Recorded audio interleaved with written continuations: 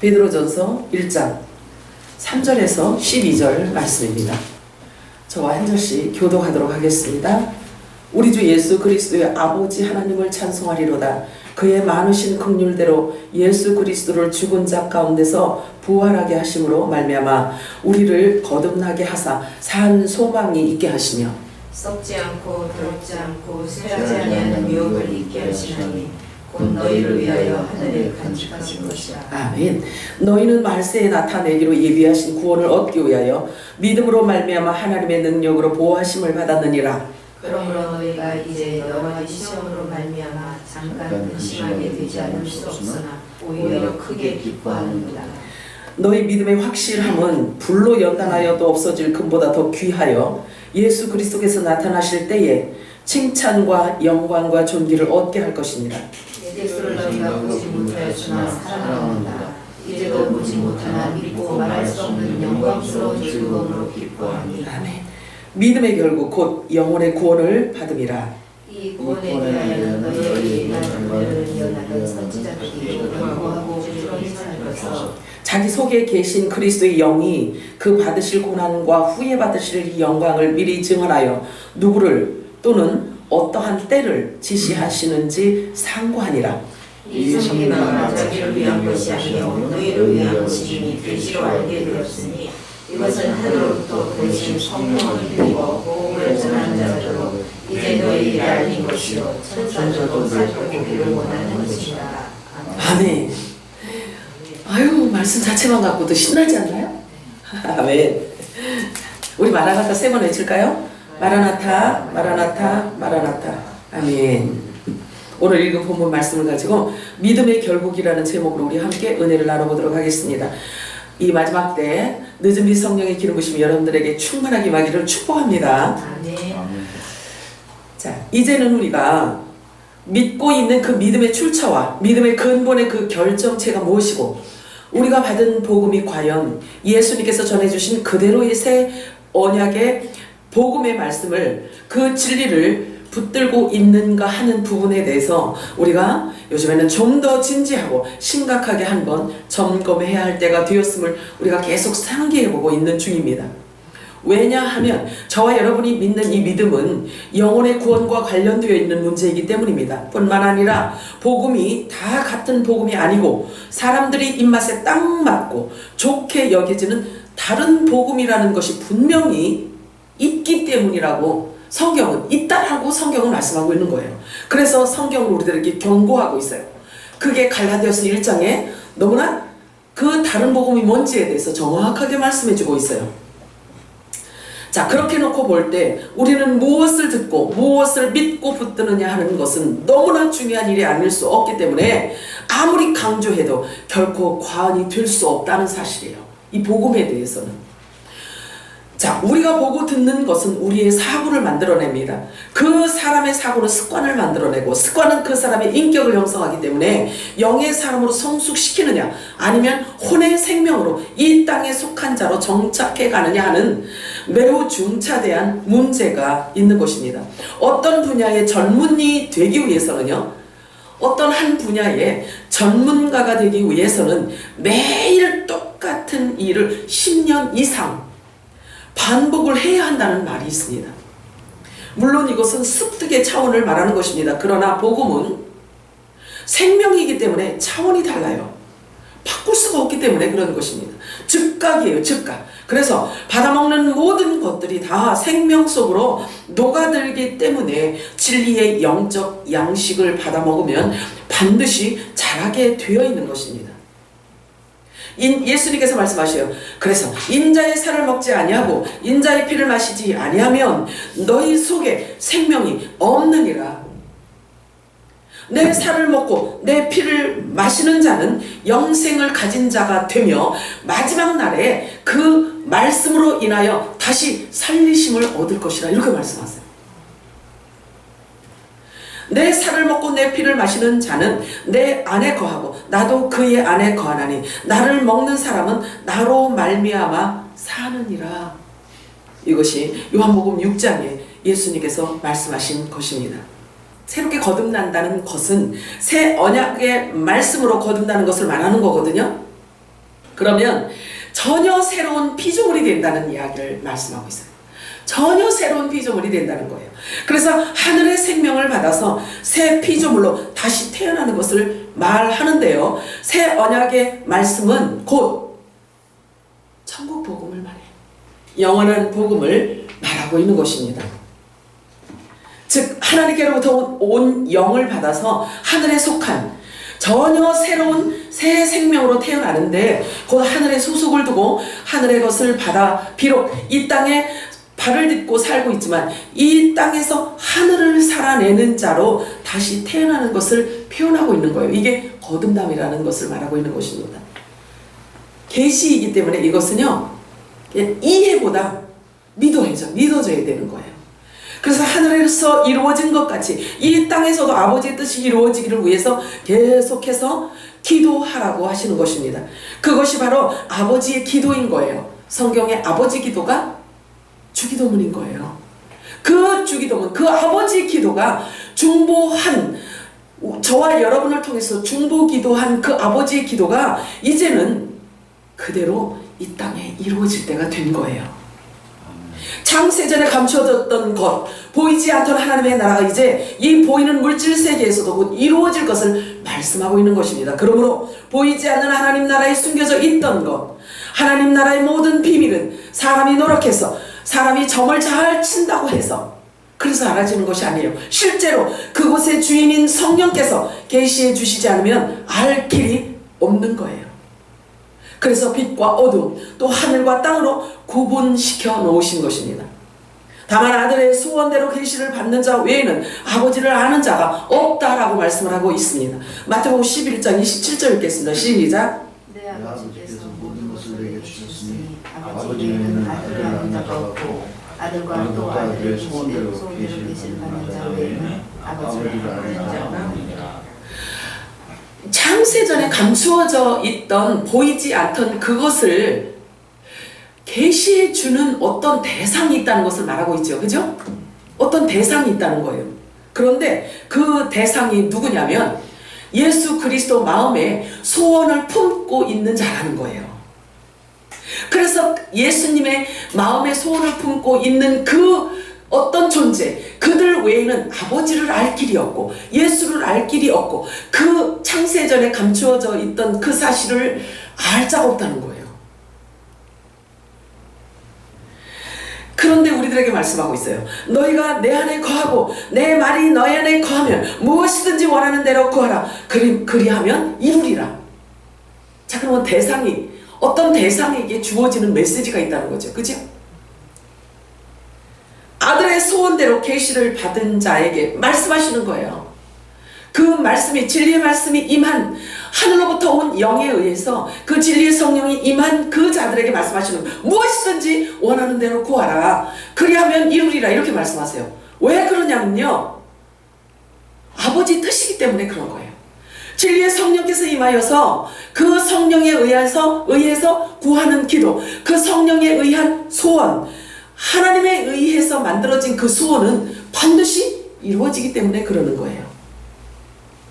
그래서 새로운 피조물, 하늘로부터 온 영으로 새롭게 태어난다는 것은 모든 사고와 또 정서와 반응과 지식과 마음까지도 전혀 새롭게 되어진 것을 말하고 있습니다. 다시 말해서 신분의 변화를 말하는 것입니다. 신분의 변화. 겉모양은 같은데 그 안에 담겨져 있는 생명의 본질이 전혀 달라졌다는 것을 말하고 있는 것입니다. 그것이 새로운 피조물이라고 말을 해요, 성경은. 그러므로 믿음의 눈, 마음의 눈으로만 보여지는 영적 세계는 진리의 성령께서 계시해 주셔야만 알 수 있다는 것을 말하고 있는 것입니다. 며칠 전에 엊그제 전화 속으로 우리 은솔이가 우유를 먹는데요, 그 소리를 들었어요. 우유 먹는 소리를 들었어요. 그랬더니 얼마나 급하게 말해, 이렇게 이렇게 먹는 거예요. 이게 무슨 소리냐 그랬더니 은솔이 우유 먹는 소리래요. 얼마나 배가 고픈지 그 우유를 먹는데요, 빨리 먹어서 배를 채우고 싶다는 거예요. 그 뜻이잖아요. 그 소리가 그렇게 들리는 거예요. 이렇게 들리는 거예요. 자, 우리 영적인 부분도 이와 다르지 않아요. 영적으로 건강한 사람은요, 영적인 양식을 갈망하게 되어 있다는 거예요. 그래서 예수님이 말씀하세요. 의에 줄이고 목마른 자는 복이 있다 이렇게 말씀하세요. 영적으로 새롭게 거듭난 자들은요, 영적인 양식이 너무 고픈 거예요. 먹고 또 돌아서면 또 먹고 싶고 또 먹고 싶고 이런 거예요. 이게 영적인 상태를 말해주고 있는 것입니다. 누가복음 24장 49절 읽어볼까요? 시작. 볼지다 내가 아버지께서 약속하신 것을 너희에게 보내리니 너희는 위로부터 능력으로 입혀질 때까지 이 성에 머물러 하시니라. 약속된 자가 있다고 말하고 있어요. 그치? 하나님하고 약속이 체결되어져 있는 어떤 자가 있다라는 거예요. 자, 요한복음 14장 28절 시작. 보혜사 곧 아버지께서 내 이름으로 보내실 성령 그가 너희에게 모든 것을 가르치고 내가 너희에게 말한 모든 것을 생각나게 하리라. 이 말씀은 뭘 의미하냐면요, 기록되어져 있는 성경 말씀 그대로 갖고 깨닫게 해주시겠다라는 것을 말하는 거예요. 그런데 여기 보니까요, 보혜사나 성령이나 모두 누구 이름이라고 해요? 아버지. 자, 요한복음 16장 7절 8절 한번 읽어볼까요? 시작. 그러하나 내가 너희에게 실상을 말하노니 내가 떠나가는 것이 너희에게 유익이라. 내가 떠나가지 아니하면 보혜사가 너희에게로 오시지 아니할 터요. 가면 내가 그를 너희에게로 보내리니 그가 와서 죄에 대하여 의에 대하여 심판에 대하여 세상을 책망하시리라. 자, 보세요. 성령이나 보혜사나 모두 예수님 이름이에요. 그렇게 지금 표현하고 있는 거예요. 그래서 성령께서 오신다는 것은, 성령께서 저와 여러분 안에 임한다는 것은요, 예수님이 임한 것과 똑같아요. 성령은 예수의 영이에요. 그래서 성령이 우리 안에 임하면 예수님이 이 땅에 오셔서 전해주신 그 모든 창세전에 있던 감춰져 있고 숨겨져 있고 사람에게 드러나지 않았던 그 모든 것들을 다 드러내 주시겠다는 거예요. 성령이 임하시면 곧 예수의 영이 임하신 거예요. 예수님이 임한 거란 말이에요. 그래서 성령은 곧 예수의 영이라고 합니다. 그래서 성령은 곧 예수님이셔요.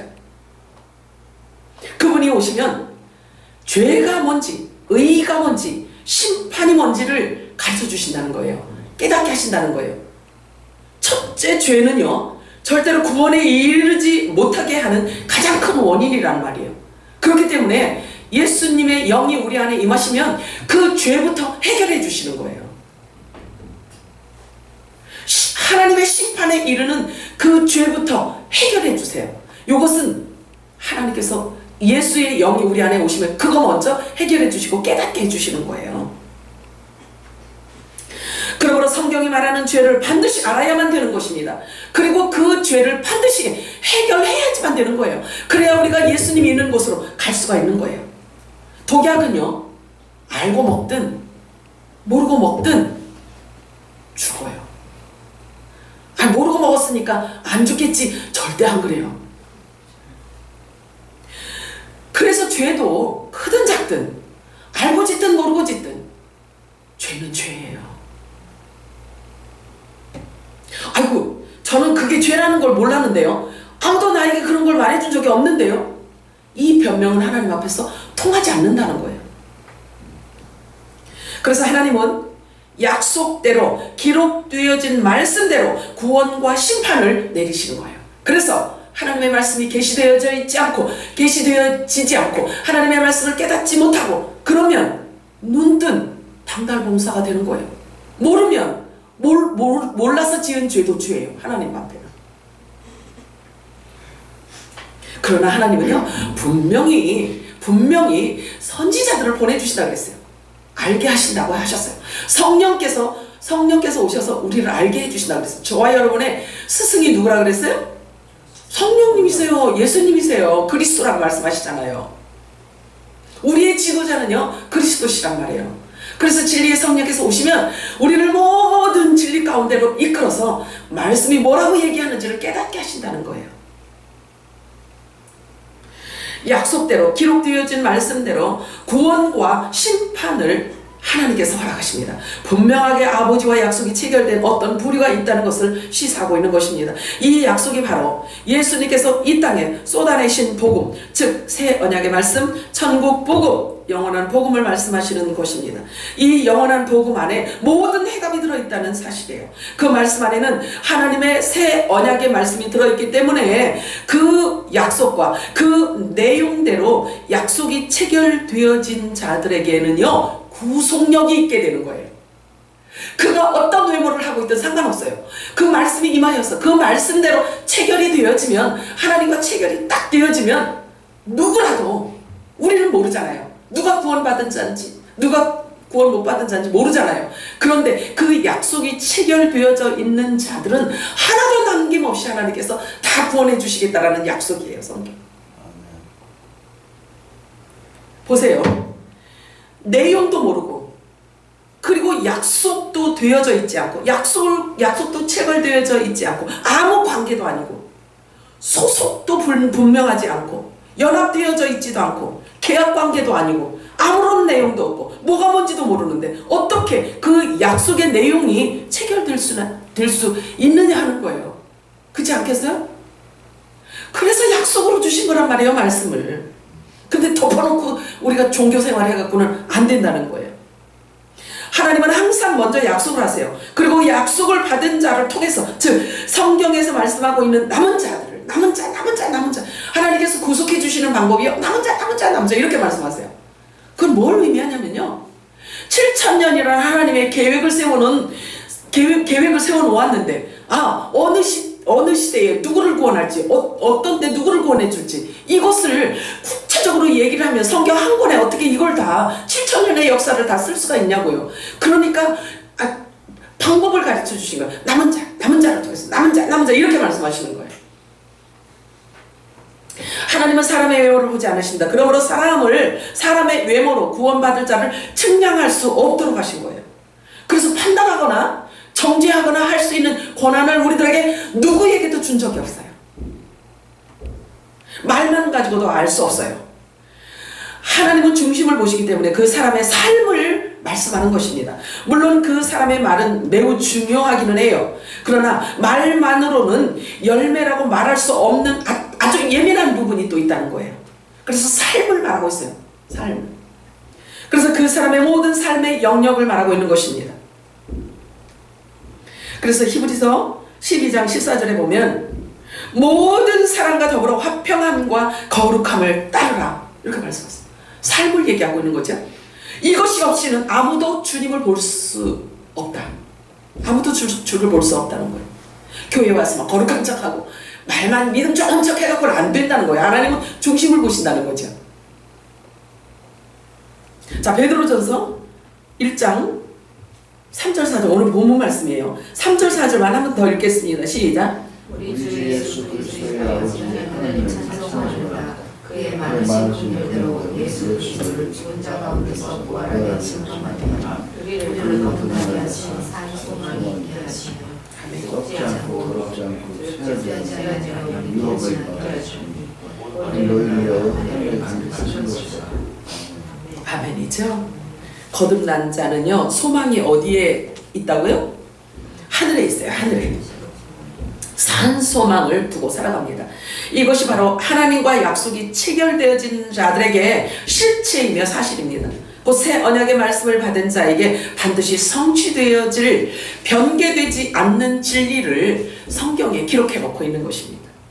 우리가 하는 것은요, 발견해서 믿는 것밖에 우리는 하는 게 없어요.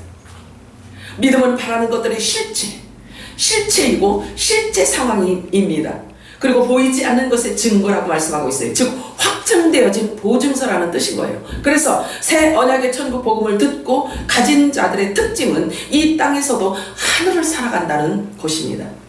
이 진리는 사람을 거듭나게 하고요, 이 진리는 사람의 모든 육체까지 부활하게 하시고, 그러므로 이 진리는 이미 결론되어진 실체를 확증해주는 증명서인 것입니다. 아멘인가요? 아멘. 그러므로 너희가 이 진리를 알지니라. 그리하면 이 진리로 인해서 너희가 자유케 될 것이라고 말씀을 하고 있습니다. 우리는 예수 그리스도께서 이겨놓으신 그 싸움을 이미 이겨서 정해놓은 그 결과를 알고 살아가는 자들이기 때문에 우리는 감사하면 되는 거예요. 아멘이에요? 아멘. 감사하면 돼요. 모든 문제의 지문의 답은요, 감사예요. 하나님의 은혜에 감사인 것입니다. 우리가 받은 진리는 그 어떤 것도 섞이지 않은 철저한 무교병을 말하고 있습니다. 이 마지막 때 반드시 다시 예언해야 하는 그 영원한 복음의 진리를 말하는 것입니다. 계시록은 이렇게 말하고 있어요. 계시록 10장 11절 읽어볼까요? 시작. 그가 내게 말하는 네가 많은 백성과 나라와 방언과 인도에게 다시 예언하여야 하리라. 계시록의 말씀이 이루어질 그쯤에 성경을 다시 예언해야 된다라고 말씀하시는 거예요. 14장 6절, 계시록 14장 6절 시작. 또 보니 다른 천사가 공중에 날아가는데 땅에 거주하는 자들 곧 모든 족속과 종족과 방언들의 사식에 영원한 복음을 가졌더라. 계시록의 말씀이 성취되어지기 직전에 다시 예언해야 되는 것은 뭘 의미하냐면 이 영원한 복음인데 모든 성경을 전부 다 풀으라는 얘기예요. 하나로 이야기를 해주라는 얘기예요. 다시 예언해야 하는 이유는 반드시 들어야 할 자가 있고요. 또 반드시 들어야 할 메시지가 있다는 말도 되는 거예요. 그래서 마지막 때 준비해야 될 기름이기 때문에 그런 것입니다. 다시 들어야 된다는 거예요.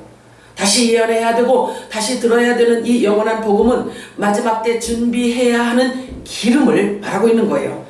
듣고 순종하는 자는 그의 영혼이 깨끗해지고 거짓이 없는 자가 되는데요. 순종하는 자가 거짓이 없는 자가 된다는 거예요. 순종하는 자가 영혼이 깨끗해진다는 거예요.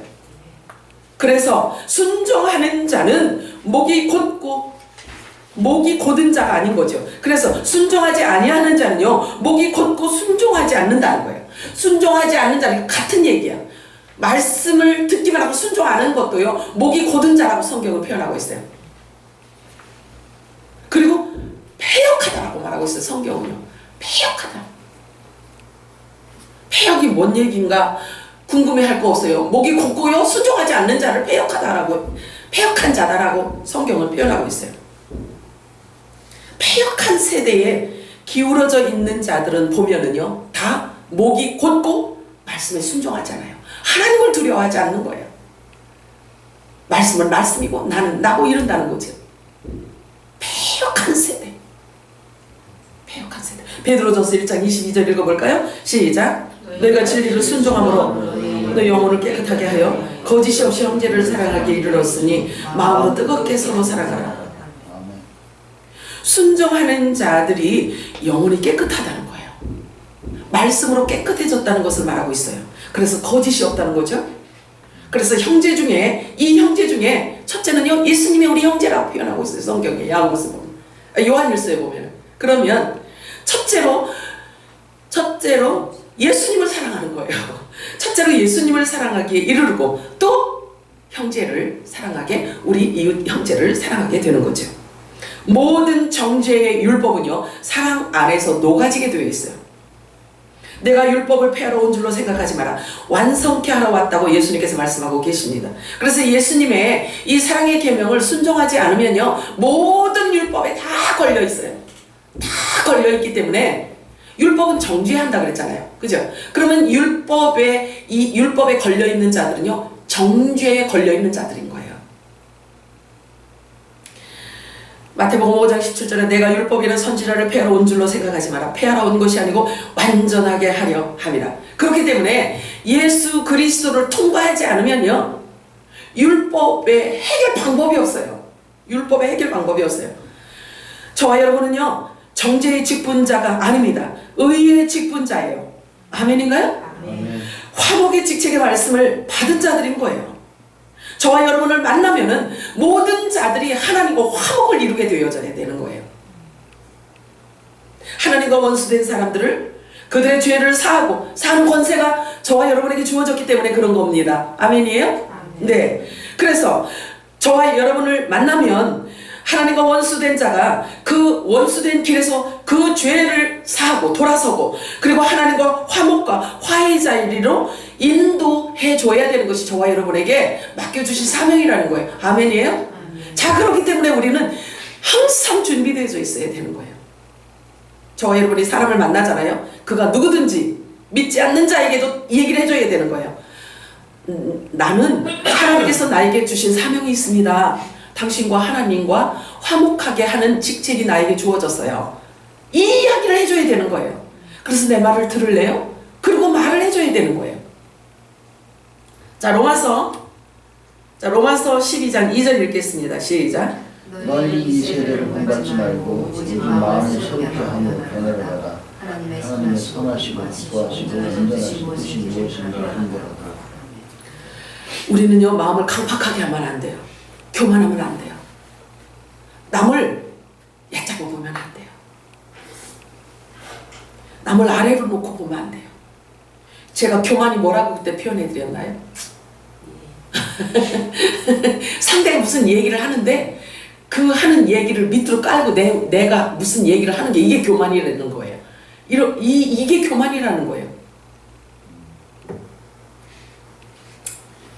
세상 풍조는 너무나 강력하게 지금 그렇게 흐르고 있어요. 남을 나보다 낮게 여기면은 남을 나보다 낮게 여기잖아요. 그러면 발표 줘. 그잖아요.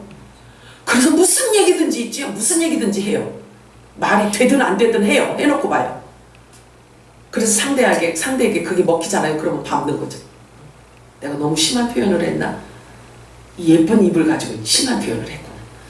남을 나보다 낮게 여기는 것이 그리스도인들이 기본적으로 해야 할 마음 자세인 거예요.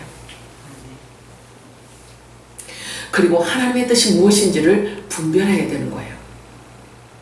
하나님은 우리들에게요, 사람을 정죄하는 그 권한을 주신 적이 없어요. 사람들에겐 주신 적이 없어요. 예수님조차도 나도 너를 정죄하지 않는다. 가서 죄 짓지 마라. 율법에 걸려 넘어지지 마라. 이 뜻이에요. 율법 아래 있지 말아라. 이 뜻인 것입니다. 율법 아래 있으면 다 정죄로 막 죽이는데. 자, 히브리서 4장 7절 시작. 우리를 위해 다윗의 그대 다시 어느 날을 정하여 오늘이라고 미리 말씀하시되 오늘 너희가 그의 음성을 듣거든 너희 마음을 완고하지 말라. 이게 무슨 뜻이냐면요, 구약에 4,000년 전에 있었던, 4,000년이고 지금 6,000년 전에 있었던 그 완악한 자들의 그 심령을 성경을 읽고 그거는 그때 있었던 일이야 라고 하지 말고 먼 훗날에 이 히브리서 기자가 말하고 있는 거예요. 오랜 후에 주님의 재림이 임박하여졌을 때, 그때 영원한 복음이 들려질 그때에 너희들의 마음을 완악하게 하지 마라. 이 뜻인 거예요. 사도행전 2장 40절 읽겠습니다. 시작. 또 여러 말로 확정하여 권하여 이르되 너희가 이 패역한 세대에서 구원을 받으라니. 이 패역한 세대에서 구원을 받는 일은요, 진리가 우리를 건져내주는 길밖에 없어요. 영원한 복음이, 천국 복음이, 하는 예수 그리스도의 그 말씀이 우리를 건져내주는 길밖에 없단 말이에요. 성경은 목이 곧은 백성을 패역한 백성이라고 말씀하고 있습니다. 패역을 다른 말로 표현하면 진리가 왜곡되어지고 구부러져 있는 걸 말해요. 그래서 바싹 말랐다는 거예요. 영적으로 바싹 말라서 야위고 고집세고 완고한 것을 고집세고 바싹 말라서 야위고 왜 그러냐면 진리의 양식을 먹지 못했기 때문에 그렇다는 거예요. 왜곡되어진 말씀을 먹었기 때문에 참 양식을 먹지 못해서 구부러졌다는 거예요. 바싹 말라서. 에스겔 선지자에게 예수님은 이렇게 말씀을 하세요. 가서 전하라는 거지. 이렇게 전하라는 거예요. 패역한 세대에 이렇게 전해라. 에스겔서 2장 3절에서 10절 말씀인데 우리 함께 읽어볼까요? 시작. 내게 주되 인자야 이스라엘 자손으로 패역한 백성 나를 배반한 자들에게 보내라. 그들과 그 조상들이 내게 범죄하여 오늘까지 이르렀나니 이 자손은 우리 뻔뻔하고 마음이 굳은 자이다. 내 말들을 그들에게 보내오니 너는 그들에게 이르기를 주 여호와의 말씀이 이러하시라. 그들은 그들만의 족속이라. 그들이 듣든지 아니 듣든지 그들 가운데 선지자가 있으나 알지니라. 인자야 너는 비록 가시와 찔레와 함께 계시며 정갈 가운데 거주할지라도 그들을 두려워하지 말고 그들의 말을 두려워하지 말지어다. 그들은 패역한 족속이라도 그 말을 두려워하지 말며 그 얼굴을 무서워하지 말지어다. 그들은 실이 패역한 자라. 그들이 듣든지 아니 듣든지 너는 내 말로 구할지어다. 너 인자야, 내가 내게 이른 말을 듣고 그 회역한 족속같이 회역하지 말고 내 입을 벌리고 내가 내게 주는 것을 먹으라 하시오. 내가 보니 보라 한 손이 나를 향하여 펴지고 보라 그 안에 두루마리 책이 있더라. 그가 그것을 내 앞에 펼치니 그 안팎에 흙이 있는데 그 위에 애가와 애곡과 재앙의 기록이더라. 여기서 인자야 이렇게 말씀하세요. 에스겔서 보면은요, 인자 이렇게 말씀하십니다. 자, 인자는 첫째 누구를 인자라고 해요? 예수님을 인자라고 해요. 자, 그러면 요 말씀을 지금 우리 읽어보니까 이 패역한 자 또 이 두루마리 책을 먹었어요. 그죠? 이 두루마리 책을 먹었어요. 먹고 그 안에 보니까 애가가 있고 애곡이 있고 재앙이 있어요. 자, 인자야 하는데요, 하나님께서 저와 여러분을 하나님의 아들들이라고 하잖아요. 그죠? 주님의 재림이 임박한 이때에 에스겔 선지자는요, 이미 2600년 전에 2700년 전에 계시록에 임할 재앙과 애가를 봤다는 얘기예요. 먼저 봤다는 얘기예요. 그렇다라고 한다면 지금 이 빛의 아들들에게 새로 다시 예언해야 할 자들에게 주시는 실제 우리의 메시지인 거예요. 애가와 애곡과 재앙이 그 안에 있다고 하잖아요. 안팎에 글이 있다고 그러죠. 안팎에. 구약과 신약 전체를 통해서요, 이 애가와 애곡과 재앙의 말을 다 기록해놨다는 얘기인 거예요. 에스겔 선지자는 이미 계시록의 때를 보았다는 말입니다.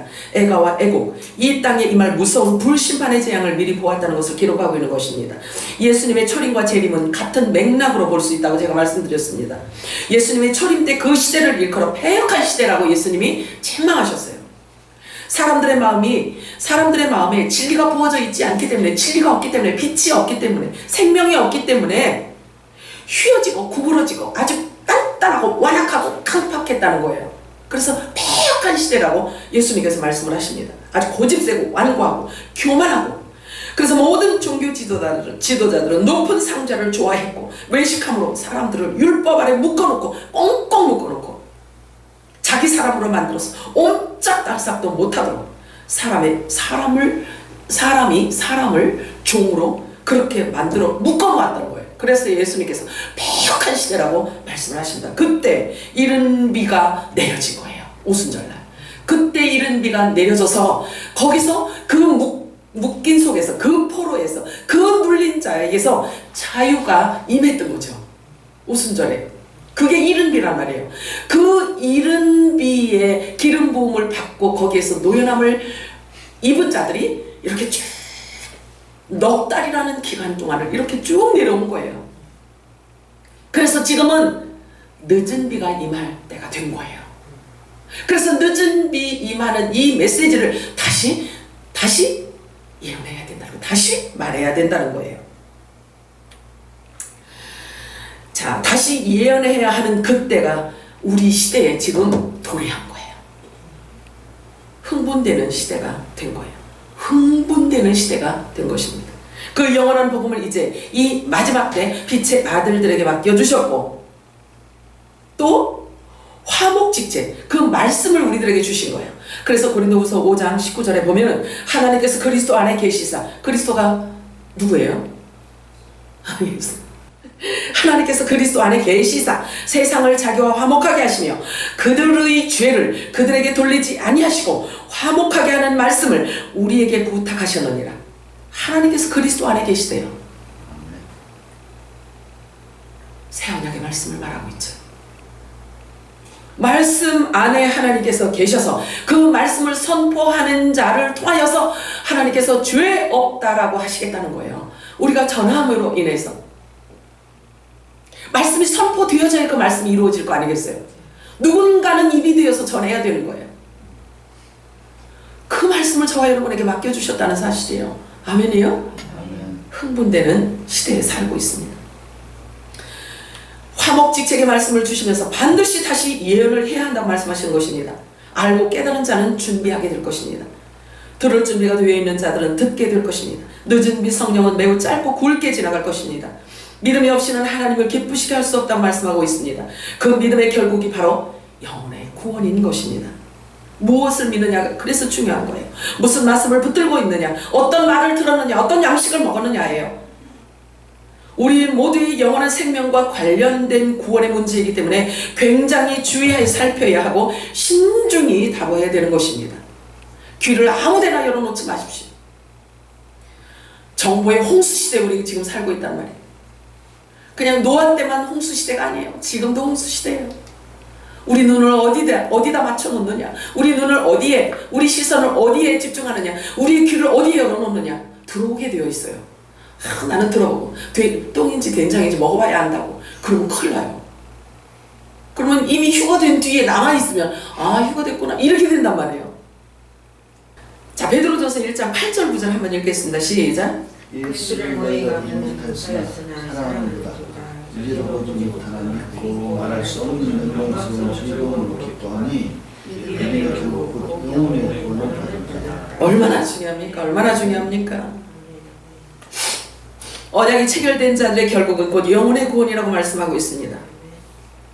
육도 부활되는 것을 말하고 있어요. 즉 이 구원이 바로 공중강림, 주님께서 공중강림하실 때 주님을 맞이할 수 있는 그 신령체를 입는 자들을 말하고 있는 거예요. 그래서 이 새 언약의 말씀을 받은 자가 하나님과 약속이 체결되어져 있기 때문에 그 약속의 내용을 정확하게 파악하고 그 말씀을 이루실 신실하신 아버지에 대해서 믿음의 소망으로 말할 수 없는 그 영광스러운 즐거움으로 기뻐한다라고 기록하고 있어요. 여러분, 그 기쁨이 임하여졌나요? 그 기쁨을 누리시나요? 그 기쁨은 어디로부터 오냐면 진리의 성령께서 언약 되어진 그 약속의 내용을 내가 가졌을 때 누리는 기쁨인 거예요.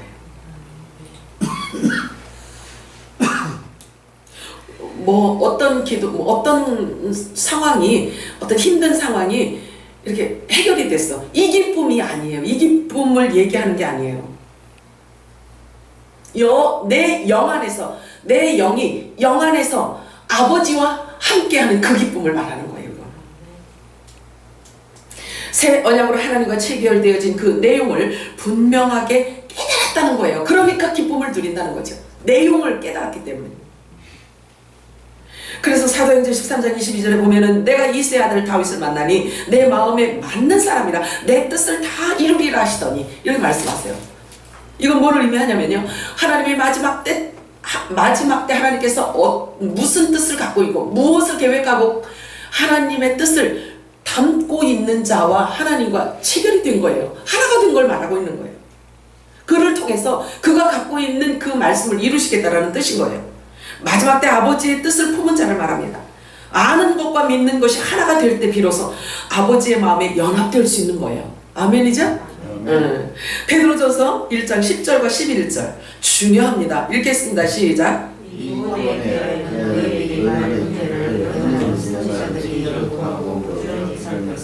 자기 속에 계신 그리스도의 영이 그 받으신 고난과 후회받으신 영광을 미리 증언하여 우리를 또는 어떠한 때를 지시하시는지 상고하자. 보세요. 제가 옆에다 이렇게 부연 설명해 드린 것은 하나님의 말씀은요, 모두 구약과 신약이 하나로 연결되어 있는 것을 말하고 있어요. 하나로 연결되어 있어요. 그래서 구약의 선지자 또는 예언자들은 그 대상이 누구인지도 모르면서 열심히 일하고 지금 잠들어 있어요. 열심히 일했어요. 그게 누군지도 모르고. 저와 여러분이 지금 주인공이거든요. 이 말씀의 주인공이 저와 여러분이에요. 그런데 저와 여러분 때문에 얼마나 많은 사람들이 주님이 손에 들려서 예언하고 막 이런 길을 닦아놓은 거예요. 길을 닦아놓은 거예요. 자, 그렇다라고 한다면 이 말씀을 보면서 우리가 무엇을 깨달아야 되냐면요, 지금 저 아들들이 낙원에서 저와 여러분을 위해서 순교하기까지 이 닦아놓은 이 길을 지금 우리가 가고 있단 말이에요. 근데 그들은 저와 여러분이 사는 오늘날에 이 하루도 살고 싶어, 하루만이라도 살고 싶었는데 못 살았어. 그래서 그들은 지금 낙원에서 우리들에게 계속 응원하고 있는 거예요. 어떻게 응원하냐면요, 끝까지 마무리해다오. 자기들이 그러니까 표현이 좀 이상한데, 자기들이 닦아놓은 그 길, 마지막 때 주님의 영광과 직결되어 있는 이 마지막 일을 너희들이 잘 마무리하고 만나자, 이러는 거예요. 이 말씀은 지금요, 우리가 그렇게 보아야 되는 거예요. 성경에 기록된 인물 중에요, 우리들의 믿음의 영웅 같은 분들이 많이 있잖아요. 그러나 주님은요, 말씀하고 있어요. 지금 우리들에게 말씀하고 있어요. 그들은 이 마지막 때를 사는 저와 여러분을 오히려 더 보고 싶어 한다는 거예요. 더 보고 싶어 한다는 거죠. 만나보고 싶다는 거예요. 왜냐하면 그들은 평생을 저와 여러분을 위해서 평생 연구했던 자들이기 때문에 그래요. 그렇게 말씀하고 있어요. 그래서 마지막 때 모든 것을 마무리하도록 선택된 자들이 저와 여러분인데요, 이 지구상에 내려오는 최고의 추수를 그들도 원하고 있고 하나님도 원하고 계시며, 그래서 저와 여러분을 지금 집중하고 계시다는 거예요. 집중하고 계시다는 거예요. 자, 그들은 하나님의 영으로 감동되어서 예수님에 대한 예언을 열심히 했어요. 그리고 예수님이 십자가에서 죽으시고 부활하심에 대해서 열심히 예언을 했어요. 또 누구를 위함인지를 부지런히 그들은 살폈어요. 평생 살폈어요. 그리고 그때가 언제인지를 살펴보았어요. 그리고 어떤 자들을 위해서 십자가에서 죽으셨는지 그리고 부활하셨는지에 대해서 평생 부지런히 살피고 그들은 산과했다고 성경은 말하고 있어요. 그냥 지나가는, 그냥 책 보듯이 그냥 그렇게 보시면 안 돼요.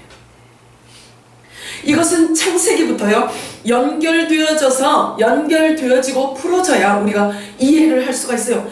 안식년, 희년, 절기에 대한 이 모든 비밀이 풀어져야만 어떤 절기에 누구를 구원해 주시고 어떤 방법으로 구원하시는지, 또 어떤 절기에 누구를 구원하시는지 이것을 알 수가 있단 말이에요. 그런데 지금 저와 여러분은 성령의 임하심으로 이것을 알아요, 몰라요? 알고 있잖아요. 그래서 절기의 성물이 누구인지를 알고 있잖아요. 그죠? 그래서 성경의 주인공이 누구냐? 우리라는 것을 발견하게 된 거예요. 절기에 따라 수확하는 열매가 다르기 때문이에요. 수확하는 그 열매가 다 다르다는 거예요.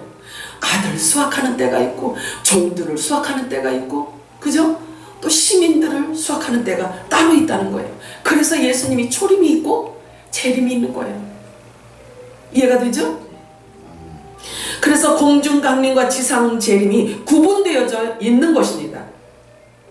예수님, 하나님께서 말씀하신 나는 아브라함의 하나님, 이삭의 하나님, 야곱의 하나님이다 라고 너무나 구체적으로 아버지의 뜻과 경륜을 기록해 놓고 있는 것입니다. 의미 없이 실수로 기록되어진 성경은 하나도 없어요. 예수님은 하나님이십니다. 창조주 하나님이십니다. 믿으시나요? 아멘. 성경에 너와 또 내 집을 구원하리라. 너와 내 집을 구원하리라. 육체를 입고 사람의 모양으로 예수님께서 오셨지만 그분은 창조주 하나님이신 것입니다. 하나님만 하실 수 있는 일을 해놓고 길을 만들어 놓고 가셨어요. 그리고 그 길은 사람들이 한 번도 가보지 않은 새로운 길이에요. 예수님의 육체로 열어놓으신 길이기 때문에 예수님의 육체를 통과하지 않고는 그 길을 갈 수가 없어요. 히브리서 10장 20절 읽겠습니다. 시작. 그 길은 우리를 위하여 후장 가운데 열어놓으신 새로운 산이요 후장으로 그의 육체라. 아멘. 육체를 입은 사람을 구원하기 위하여서 예수님께서 육체로 오실 수밖에 없었어요. 그래서 그 육체로 그 길을 열어놓으신 것입니다. 왜? 육체를 입은 아들들이 와야 되기 때문에 그런 것입니다. 자, 또한 아무나 갈 수 없는 새로운 영생의 길인 것입니다. 그러나 그 길은 세상에 내려져 있어요. 예수님께서 열어놓으신 그 길은 이 세상에 내려져 있다는 사실이에요. 그래서 이 세상에 사는 육체를 입은 누구든지 그 길로 들어설 수 있다라는 것을 전제로 하고 있는 거예요.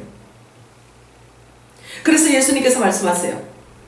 하나님은요 지금도 침노하기를 원하신대요. 침노하기를. 하나님 나라를 침노하기를 원하신다는 거예요. 아셔야 돼요. 깨달으셔야 돼요. 농부는 성부 하나님이십니다. 절기의 성물을 거두시기 위해서 오래 참으셨습니다. 이제는 그 열매들을 거두시고자 하시는 때인 것입니다. 그래서 지금 늦은 빛 성령의 기름 부으심을 한량없이 우리들에게 붓고 계시는 것입니다. 믿으시나요? 야고보서 5장 7절에서 9절 읽겠습니다. 시작. 그러므로 형제들아 주께서 강림하시기까지 길이 참으라. 보라 농부가 땅에서 나는 귀한 열매를 길이 참아 이를 메워주기를 기다리나니 너희도 길이 참고 마음을 굳건하리라. 주의 강림이 가까우니라. 형제들아 서로 원망하지 말라. 그리하여 심판을 면하라. 보라 심판주가 문 앞에 서 계시니라. 아멘. 심판을 면하는 방법 중에 기준을 두고 계세요. 원망하지 말라는 거예요. 하나님께서 우리와 체결하신 이 언약된 내용을 이루시기 위해서 우리를 보호하시는데 하나님의 능력으로 우리를 보호하신다고 말씀하고 있어요. 믿음의 확실함으로 입혀서 보호하신다고 말씀하고 있어요. 하나님은 우리들에게 대충 말씀하지 않아요. 너무나 구체적으로 우리들에게 말씀하고 있기 때문에 하나님의 말씀을 보고 듣고 깨닫기만 하면 돼요. 그 내용을 붙들면 그 말씀이 이루어지기 때문에 그런 것입니다. 어떤 환경도 끝에 주어질 영광과 좋게 비교할 수가 없다고 말씀하세요. 그래서 저와 여러분의 사는 이 모든 삶의 해답은 하나님의 은혜에 감사인 거예요. 베드로전서 1장 5절에서 7절 읽겠습니다. 시작. 너희는 말세에 나타내기로 예비하신 구원을 얻기 위하여 믿음으로 말미암아 하나님의 능력으로 구하심을 받았느니라. 그러므로 너희가 이제 여러 가지 시험으로 말미암아 장난감 근심하게 되지 않을 수 없으나 오히려 크게 기뻐하는도다. 너희 믿음의 확실함은 불로 연단하여 없어질 금보다 더 귀하여 예수 그리스도께서 나타나실 때에 칭찬과 영광과 존귀를 얻게 할 것이니라. 아멘. 아멘이에요. 자, 보세요. 이 말씀은 뭘 얘기하냐면요. 우리 눈에 보이는 금덩어리보다 더 확실한 것이 기록되어져 있는 예수 그리스도의 말씀이라는 거예요. 이게 지금 그걸 지금 설명해 주고 있는 거예요. 이게 사실이다. 이게 실제 팩트다. 믿어라. 예요. 믿을 수 있으신가요? 아멘. 그래서 내 말을 믿으면 그 믿음의 결국은 너희 영혼의 구원이라고 말씀하고 있습니다. 아멘. 하나님 나라에는요, 구하는 이에게 줄 모든 것에 부족함이란 단어가 없어요. 제한이 없는 거예요. 제한이. 공급에는 제한이 없는데 수용의 문제가 있다는 거죠. 그러나 저와 여러분은요, 이 수용에도 절대 문제가 없기를 축복합니다. 아멘. 언약 체결이 되면요, 반드시 아버지는 그 말씀대로 이루셔야만 하는 것입니다. 그래서 그들을 일컬어 성경은 후사, 곧 양자 또는 복음의 아들들, 약속이 체결된 자들이라고 말하고 있는 거예요. 그렇다고 한다면 하나님께서 약속이 체결되어 있는 그 내용을 이루실까요? 안 이루실까요? 반드시 이루십니다. 또는 그들을 일컬어 남은 자라고 말씀하고 있어요. 성경은 온통 남은 자를 말하고 있어요. 그래서 남은 자를 추수하고 남은 자를 구원하고 남은 자 그 표현 방법이 7,000년이라는 하나님의 이 섭리 안에 어떤 방법으로 구원하실지 이에 대한 것을 얘기하고 있는 거예요. 함축하고 있는 거예요. 그래서 남은 자를 통해서 구속사의 비밀을 성취해 가시는 것을 말씀하고 있는 것입니다. 그래서 기본으로 요셉의 남은 자, 또 야곱의 남은 자, 또 에서의 남은 자라고 구체적으로 구분해서 누구를 언제 추수할 건지, 어느 절기에 추수하실지에 대해서도 이미 창세전에 다 기록해놨다는 거예요. 그래서 계시록에 보면은요, 구원해 주시는 방법이 있어요. 성경에 기록되어져 있더라고요. 만세전에, 창세전에, 만물이 창조되어지기 전에 이미 기록되어져 있다라고 하는데요, 분명하게 표현해주고 있어요. 계시록에 보면 어린 양의 생명책에 기록된 자가 있어요. 그러면 어린 양의 생명책에 기록된 자를 구원하는 시기도 다르고 방법도 달라요. 그리고 다른 생명책에 기록된 자들이 있다는 거예요. 그러면 이 다른 생명책에 기록된 자들도 구해주는 방법이 따로 있는 거예요. 그런데 그냥 생명책에 기록된 자도 있다는 거예요. 그러면 이게 분류가 있죠. 그죠? 분리하고 있단 말이에요. 어린 양의 생명책, 다른 생명책 또는 복수로 기록한 복수로 말씀하시는 책들이라고 말하고 있어요. 그러면 신분이 다른 것을 말해주고 있어요.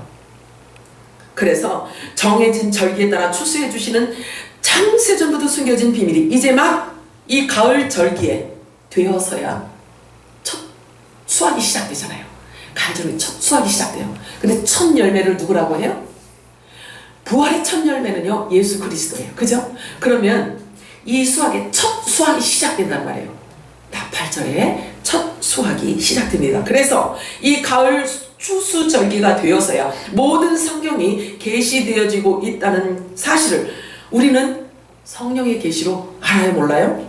알고 있어요. 그래서 마지막 때는 의에 줄이고 목마른 자들이 나오게 되어 있다고 말씀하고 있습니다. 예수님은 그런 사람을 일컬어 복 있는 사람이라고 아예 진리로 선포해 놓으셨어요.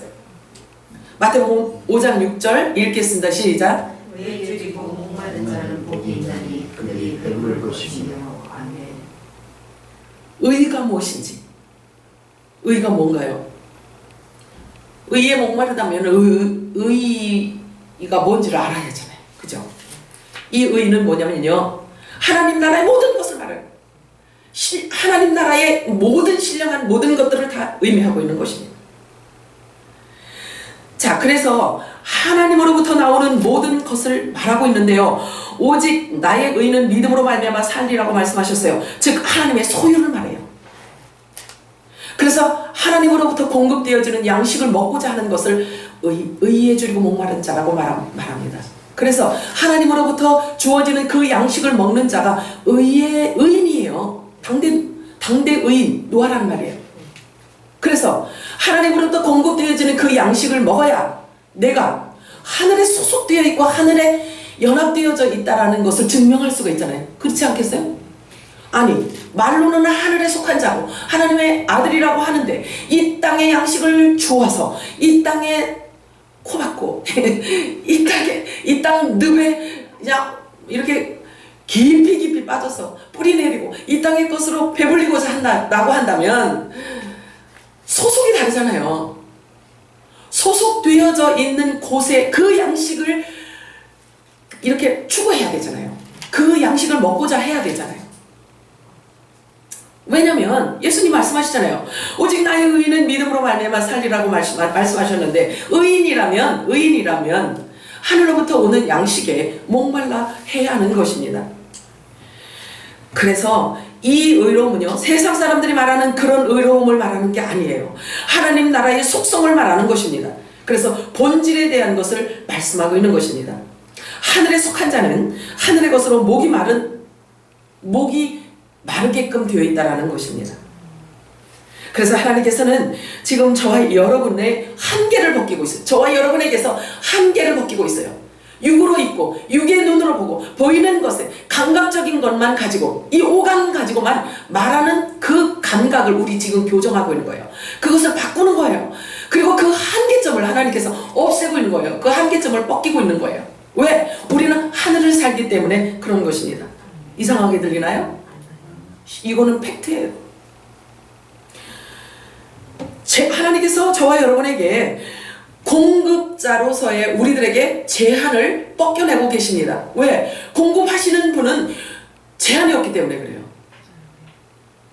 공급하시는 분이 제한이 없어서 우리들에게 그 제한을 벗기시고자 하는 것은 지극히 당연한 일이 아니겠습니까? 그죠? 그래서 하나님께서 저와 여러분에게 보내주신 천사들을 통해서 너에게는 실패가 없다. 그러니까 하나님께서 우리들에게 돕는 천사를, 그 히브리서에 보면은요, 돕는 천사를 보낸다고 했잖아요. 그죠? 각 사람에게, 그지? 후손, 그러니까 뭐죠?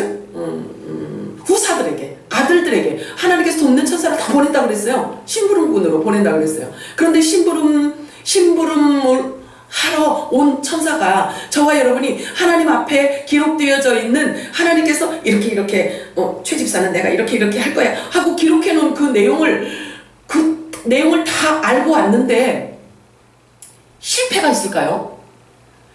그 천사 생각 속에 실패라는 단어를 갖고 왔을까요? 아니지요. 아니에요. 왜? 기록되어져 있는 하나님의 뜻대로 그렇게 되어지기를 원해서 돕고 있는 거죠. 그래서 두려워하지 않게 하고 위험으로부터 건져내고 이렇게 하는 거란 말이에요. 그냥 말씀만 갖고도 진리의 성령 갖고도 우리가 제대로 못 살아가니까 그냥 일꾼까지 보내는 거예요. 천사까지 보내서 그냥 돌보는 거예요. 아멘이죠? 야, 하나님이 우리를 그렇게 끼고 도신단 말이에요. 잘 들어보세요. 잘 들어보세요. 하나님의 말씀으로 진리의 성령으로 인해서 저와 여러분이 세워진 이 정체성만 분명하다면요, 하나님이 우리들과 약속한 체결되어져 있는 이 성경의 약속의 내용을 다 붙잡아야 돼요. 다 붙잡아야 돼요. 잘 들어보시기 바랍니다. 성령이 뭔지 주님께서 말씀 준비하는데 주님께서 요거를 더 되짚어 보라고 말씀하셨어요. 자, 성령이 뭔지, 기름 부음이 뭔지, 성경이 말하는 진리가 뭔지, 예수님의 피는 무엇을 뜻하는지, 새 언약의 말씀은 무엇을 의미하는지, 그리고 왜 주님은 두 번 재림하시는지, 그리고 당대 의인 노아는 왜 방주를 지어야 했는지, 그럼 고센 땅은 무엇을 의미하는지, 계시록에 나와 있는 광야의 피난처는 무엇을 의미하는지, 그리고 지상 재림하실 때 흰옷 입은 수많은 무리, 그들은 무엇을 뜻하는지, 그들은 누구를 얘기하는지, 14만 4천은 누구를 얘기하는지, 또 바알에게 절하지 않은 7천인은 누구인지, 또 하늘 우편 보좌 12보좌를 채울 자들은 누구인지, 좌편 보좌 12보좌를 채울 자들은 누구인지, 오병이어 칠병이의 뜻은 무엇을 비유하는 것인지, 어부는 누구인지, 그물은 무엇인지, 물고기는 무엇을 의미하는지, 무화과 나무는 무엇을 의미하는지, 포도나무는 무엇을 의미하는지, 생명나무는 무엇을 의미하는지, 선악을 알게 하는 나무는 무엇을 의미하는지, 생기는 무엇인지, 산 영은 무엇인지, 살리는 영은 무엇인지, 누가 그 영을 받을 자인지, 남자의 생명은 누구이고 여자의 생명은 누구이며, 남자는 누구이고 여자는 누구이고 요셉의 한다는 누구이며, 7년 풍년은 무엇을 의미하며 7년 흉년은 어느 때를 의미하는지, 아브라함의 4대수는 누구를 가리키는지, 또 하나님 나라는 어떤 식으로 세워지는지, 또 어떤 구조로 하나님의 나라는 형성되는지, 이러한 모든 것들은요 우리에게 숨겨진 것들이었어요. 잘 몰랐어요. 자, 그런데 지금 우리에게는 보여주신 기록된 진리의 팩트예요. 아멘이죠? 아멘.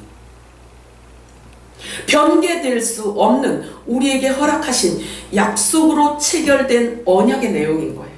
믿으시나요? 다 받으시기 바랍니다. 우리는 지금 말씀이 육신이 되는 그런 경험을 하고 있는 중입니다. 보고 듣고 아는 이 모든 하나님의 진리의 말씀이, 진리의 성령께서 저와 여러분을 모든 진리 가운데로 인도하셔서 알아지고 깨달아지고 계시되어지는 이 모든 말씀이 저와 여러분의 육신이 되어지는 과정에 있는 것입니다. 기도합니다. 하나님 아버지 고맙고 감사합니다.